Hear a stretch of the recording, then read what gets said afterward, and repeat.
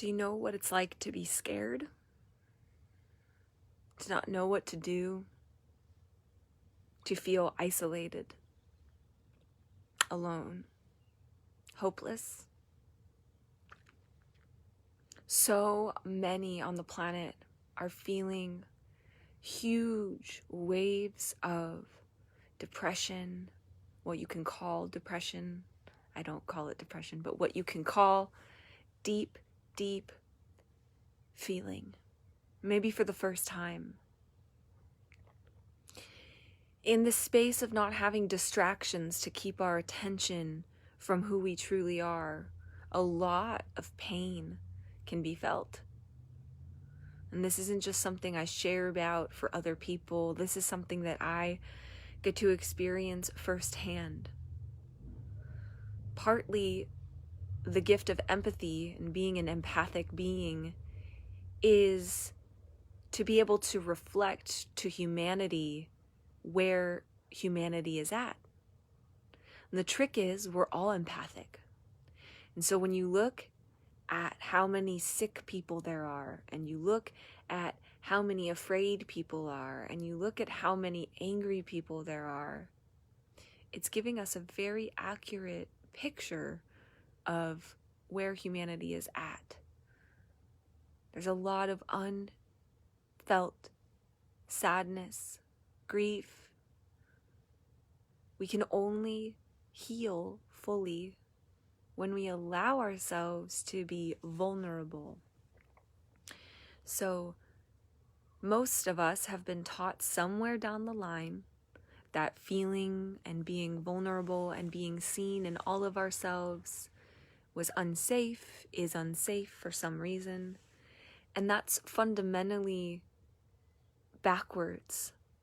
The thing is, if we've been hurt before, we are going to have a tendency to want to shy away, hide. It's a very primal, natural, physiological and human response. The issue can come when we isolate for such a long time that we become, to some extent, disconnected from our own sense of feeling. We numb out. Because also in isolation, we're missing out on one of the most fundamental, powerful healing tools for the human, which is to look someone in the eye and reflect unconditional love back. Aside from getting a healing session and talking about our problems, aside from, trying to get to the bottom of our childhood trauma, aside from feeling like we need to solve all of the issues of the planet, just being able to look in another's eyes and have them look you in the eyes and reflect back to you love, that in of itself can create ripples of healing. And so, I'm feeling a lot of irritation and frustration and like a rat in a cage kind of an energy. And while we are free in a lot of ways to make our choices, what we're not free from often is the cages that are in our minds, that are cultural, they're conditioning, they are operating from fear, ideas that aren't aligned with the nature of love and truth. And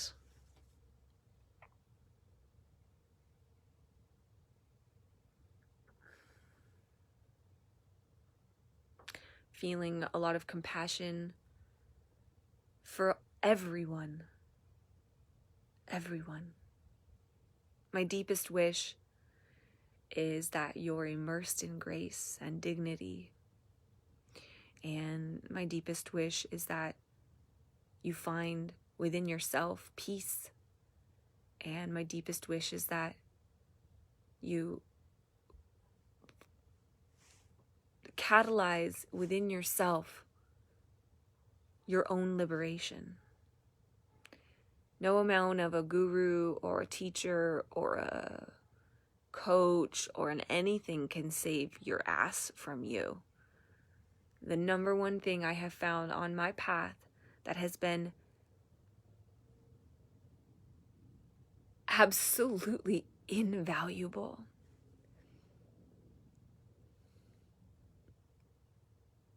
has been the love, the unconditional love of another. There have been practices, there have been tools, there have been rituals, yoga, every form of herbal medicine, plant medicine, all the medicines, fasting, cleansing, whatever you call it, whatever you want to try. I've done it, probably. Not done a lot of Wim Hof. I see that's very popular, although I have taken cold baths and showers from time to time. The most invaluable thing that I have experienced has been unconditional love from another person. Not them trying to tell me to live my best life, not them trying to encourage me to do anything different, just loving me exactly as I am. And that is what I offer you right now. And I offer a wave of compassion for all beings who are processing and releasing the patterns of toxic shame, of shame for merely existing. Every one of us has, quote, fucked up in some way. And we can't undo that. There's always a memory of that. But we can choose something different. We don't have to be identified with the thing that we did wrong or wrong to our own estimation. See, in totality of everything, there is no right and wrong. We are all connected to the one divine source that is all life. We are all this. We can choose to be embodying qualities of compassion. We can choose to be embodying qualities of selfishness. It's our choice. Both are holding a place within the greater sum at the moment.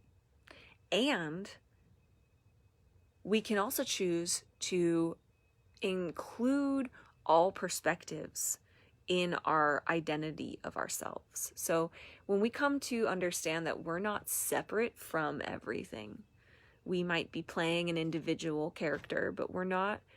Our individual character does not exist if we are not connected to the whole. And so some of us choose to identify as who we are as being all that is. And I myself identify as this, and I also identify with the qualities that are being exuded by this one, and many other qualities, and many other people are expressing these exalted qualities. So there's a lot of people on the planet that experience compassion and joy and bliss and care about one another. And there's people who choose something else. The thing that we're all given is the choice. The choice. Love is a choice. I can look at you and I can feel all sorts of feelings rising in my body, mind, emotion, self, based on my conditioning, based on culture. There's all the judgments in here and all the trauma in here passed down. And I can look at you and all those feelings can come up, and I have the choice to follow those feelings and sensations and ideas, or I can choose unconditional love and acceptance for you. Now, that doesn't mean lacking discernment. And discernment's important for us to be able to assess in real time where, for example, we're at and where those in our immediate circle are at. Sometimes we go to leave our isolation caves and we go to interact with people in the world, and all the things start getting triggered in us, and then we decide to isolate again because it was too much, quite frankly. And that is understandable. And where discernment comes in is being able to discern where others are at, so that when you choose to come out of your isolation, you're coming out of your isolation and there's this like warm, safe, nourishing space for you to be held in. And then from that warm, safe, nourishing space for you to be held in, then you have the opportunity to actually heal and release some of that physiological trapped trauma. But if you keep going out of your isolation and then choosing to be in situations and environments that just not trigger to be healed, but trigger to replay out, trauma replays, and you're attracting trauma replays, it's probably time to not necessarily isolate more and go back into your cave, but to explore changing up your discernment and your picker, so to speak, around the situations that you're choosing to step into. So for example, a lot of us have stopped doing all the things that we were doing before, or a lot of the things that we were doing before. And we're being given a time to pause, revision, contemplate, consider, overview, zoom up and be the eagle and fly above and take a look at where, this bigger picture is wanting things to move and to flow. And that's really a blessing and a gift of this time. Isolation is really hard for the human psyche and the human spirit because we're meant to connect with others. In these human bodies, we don't know ourselves unless we're reflecting with another. And when we reflect, we need to be reflecting in transparency and honesty and a willingness to see the other, not just what we see in the other and not just what we think the other is, but what's actually there. And this is really deep, profound healing work. And it's not for the faint of heart. It's for people who are courageous, because in order to take off all your masks and see another person for who they are, you're going to be watching your own bull crap. You're going to be seeing your own judgments, and you're going to be seeing your own critic, and you're going to be seeing all the voices and the things that your own psyche says about you. It's never about that person. It's never about what you think about that person. What you think about that person says only about your own judgments, and that's what you're holding towards yourself. So the most powerful thing that could happen in a person's life is unconditionally loving, transparent reflection. And aspire to be such a being. It's one of my many gifts, and at times I have had lack of discernment in being just transparent around people that aren't necessarily safe people for my actual raw emotional self to be held. And so that's something I've had to learn. It's easier said than done sometimes, because we might have lived many, many years from this other lens, and now we're being asked to see from a clear no lens, and that can be disorienting, because all of the filters that we've had have been really functional for us to navigate this 3D, 9 to 5 work, house, box, streets, all the things world. And to have those ideas start to crumble can be, in a lot of ways, like a huge identity crisis for people. And it's important to have unconditionally loving support, because a lot of what's present in our culture is ideas and beliefs and judgments. And when I say our culture, I don't mean our culture as in the culture I choose to live in my tribe. I mean the culture as in American culture and the capitalistic culture. And so in that culture, you have to put on a face, you have to put on identity, you have to play a part in order to be accepted, in order to be safe, essentially. You know, if you don't play the part well, you might lose your job. And if you lose your job, you might not be able to pay your rent. And if you're not able to pay your rent, you might be homeless. And if you're homeless, you might not be able to help your kids, and then yada, yada, yada, right? That's what we're up against, people. We're up against a system that fundamentally is threatening us with not being provided for if we don't fit into their way of thinking and their way of living, their idea of what should be. And it is not supportive for the human. Most people, if you that have diagnosed as mental illness or any sort of depression problem, if you take them and you take them out into nature and you give them good food and you take them away from the electronics and you get them surrounded by people that love them and can hold them, and are not just holding them, but can hold them in anything, unconditionally loving them, and you get them around this kind of environment, I guarantee it might not be easy. They might shed, they might cry, they might weep, they might let go of years and years of stuck stuff, but afterwards they will be so much healthier, mentally, physically, and emotionally. So if you're feeling fucked up, it's not you. I mean, you get to choose how to work with that, but really the system is fundamentally corrupt and fucked up. And it's not working for us as human beings. It's working for an idea of a machine.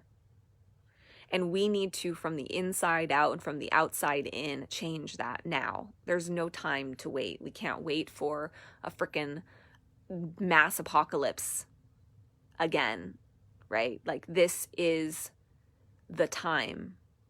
And I am so sorry for every moment in which I have hidden and not shared this perspective, because if I know myself to be someone catalyzing systemic change and I have been afraid to share, I can't imagine how terrified you are of sharing, and how easy it is probably for you to buy mass culture. I have always known the system was fucked up ever since I was born, ever since I was a kid. And I grew up in an abusive family with all the weird problems, and I saw the struggles, and I saw the pain, and I saw the addiction. And I could see that my teachers were dumber than me in a lot of ways in elementary school, and I aced all my tests, and I never needed to study. And I saw a vision for the future of what's possible. Even though I've held that vision for my entire life, I have still been afraid to share. That is how powerful conditioning is. That is how powerful this psychological warfare, you could say, is. That we can know what's true in the depth of our core and be terrified to speak it. That is uncool in my perspective.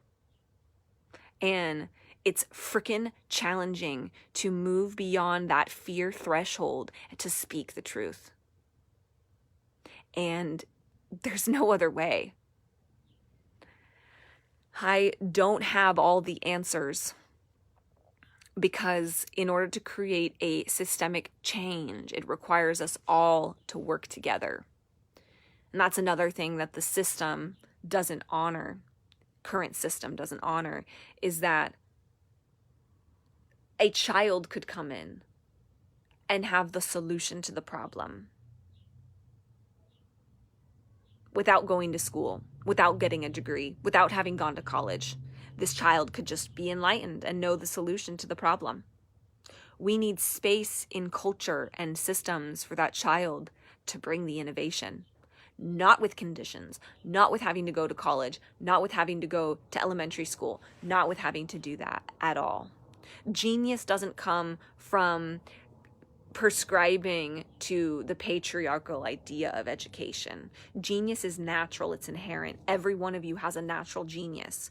The problem is that we're being forced through overvaluing of monetary goods as being what's true, that we're forced to focus on areas that aren't even our expertise to survive. Now, It might not always feel like force. The thing is, we're being tricked into thinking that it's our fucking choice. But it's not your choice when your body and your mind has been conditioned to submit. If you're choosing to submit, it's not necessarily your choice at that point. You're being manipulated. And I have compassion because the body and the conditioning that we've gotten as children to sit and to stay and to hold in and to not share and to not speak our truth and all of that, like that gets locked in the body, and then our bodies become locked and we become stagnant and we become tense and we start feeling thicker and we start feeling like it's harder to act and it's harder to take that liberating step and it's harder to move forward. And that's the truth, because we've been conditioned into staying small. So when you don't go and you don't act on that thing that you know it's true for you, I have compassion for you, but I'm not going to let us slide saying that this is something that's all our fault. It takes each person choosing freedom to create freedom for everyone. For example, it is my full self-responsibility to care for myself. In that, if I am thirsty, I must choose to drink water. If I am hungry, I must choose to eat. Trauma and super intense conditioning can have us sometimes bypass our very own needs. We might be getting impulses to take care of ourselves, but we just miss it and we dismiss it, or we override it and we say work harder and work harder and work harder and work harder and work harder. Just push this week. Push on, push on, push on, push on, push on, push on, push on. Until one day you fucking break. That happens to people, a lot of people in this American culture and all over the world, the patriarchal capitalistic culture. It happens all over. You can Google right now case studies of people falling over in the workplace due to stress, just dying straight up, like heart attack, pass out, fall over. It's a thing. It's not fucking good that that's a thing. That is not the way of human nature. It's the way of death culture, like succubus culture.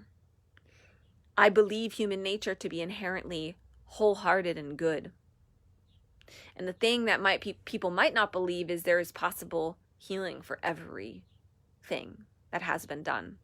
If there can be harm, there can be healing. Both. So as much as we might get discouraged that there's all this shit happening on the planet, and it might seem impossible to ever really fully jump over to the next threshold of what we all call this new earth, this heaven on earth, meaning not the church idea of you leave your body, you go to heaven, but no, bringing that quality of heaven. What we idealize when we think of, I'm going to heaven, those cultural, religious things, that idea of going to heaven. Whatever those feelings are you feel when you think about heaven, the new earth is bringing that feeling down to earth and being that with your fellow human beings. Living like angels on the planet, alive, breathing, with blood pulsing, and flying in spirit, sharing in joy, sharing in passion, sharing in love, moving through the fear and choosing love anyways. You are the only one that can do that. You are going to be given immense, infinite opportunities to choose love every moment. Every moment. Every moment. You will be given opportunities to see yourself as love. There will be thoughts. You can't shut off the mind. You can't always say, blah, blah, blah, mind, don't give me your judgment bullshit. But love is stronger than the mind.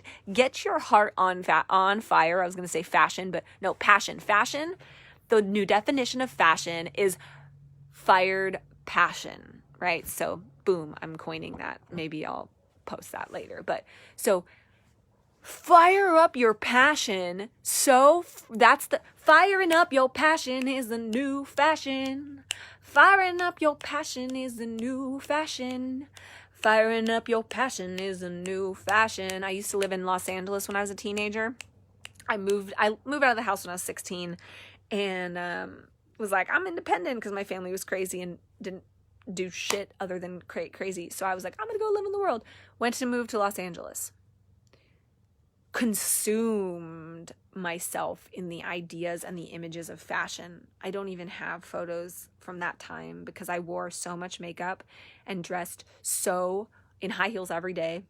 All the things. I would not walk out of the house with no makeup. I'm wearing no makeup now, but I did not leave the house without cake face makeup, mascara, all the things, eyebrows turned in, hair done, blow dried. I don't do that shit now.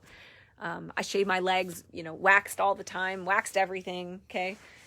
When I lived in Los Angeles, there was this pressure for fashion, but I was not living my heart's passion. I was living from this idea that I had to be something in order to be loved and accepted. And sure, I was experiencing love and passion within that, but the idea was operating the show, basically, in my identity, the identity. So letting go of identities, even my identity as someone who doesn't shave or whatever, it's irrelevant, but I'm saying fiery passion is what is the antidote to the fashion consumerism bullshit. Get your heart on fire. So fucking on fire with your inner flame and what you know in the deepest core of your heart is true, that you burn up all of the mind bullshit. When your heart, imagine, like, this is like the best way I can describe it right now. Imagine that your heart is on fire and that fire is just getting bigger and bigger and bigger and bigger and bigger, and it's so fucking big that it consumes your mind. Like the flame, it's like rising, it's like bigger than your whole body, right? It's gonna burn up all of that lower frequency, lower dense energetic bullshit. But you have to choose love. Your mind's gonna be like la la la la la, doubt, self-doubt. You might even not know your mind's going into self-doubt. You might just think you're feeling lazy. And what could be happening is there's this somatic, mental, collective trauma that's wanting to